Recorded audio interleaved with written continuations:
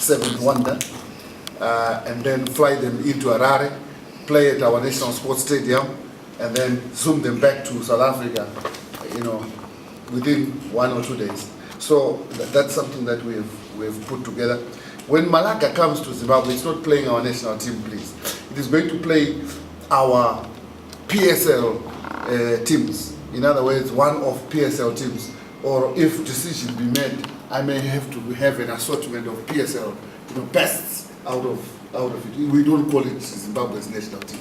You understand? I don't want Malaga to come beat my national team. So I'm just postulating on some thoughts. But it does happen that you may have the best 11 for Zimbabwe, maybe the ones that they will play. But again, Mo, it's under consideration that might be possible for July.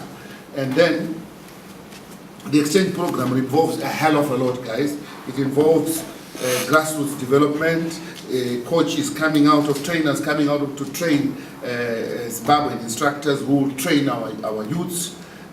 Cooperation on matters of football development. If I feel that I have a coach, like in this case, Pasua, whom I want to take into some training of upper coaching classes, etc., I will negotiate with Antonio, who will put me through to the relevant people to talk to, and that's the sort of cooperation that I will have from Antonio. Antonio will negotiate on behalf of Zimbabwe the possibility of seconding trainers to Zimbabwe to train our people.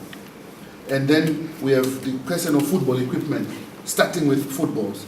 According to this agreement that we are going to have, I have now been given 1,000 soccer balls.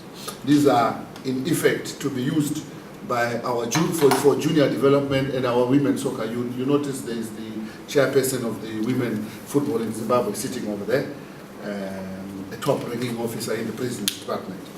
And then in return, Zifa undertakes to give mileage to La Liga. In other words, we will, when necessary, be flying the La Liga flag in most of our corners of football development in Zimbabwe. So, amongst these things, I think, if you want to add something, Antonio, I think before we sign this. No, I think, after you actually explain everything, is not really much I can explain.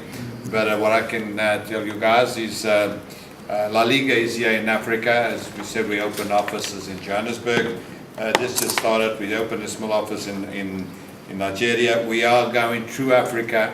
No, we don't. La Liga is here to stay in Africa. It's not just one thing coming over here to Africa. It's one thing coming over and say La Liga is coming over, does donation, and it leaves. Now, what La Liga wants to do basically is work with the different countries, with different, and creating the experience La Liga has today in the world.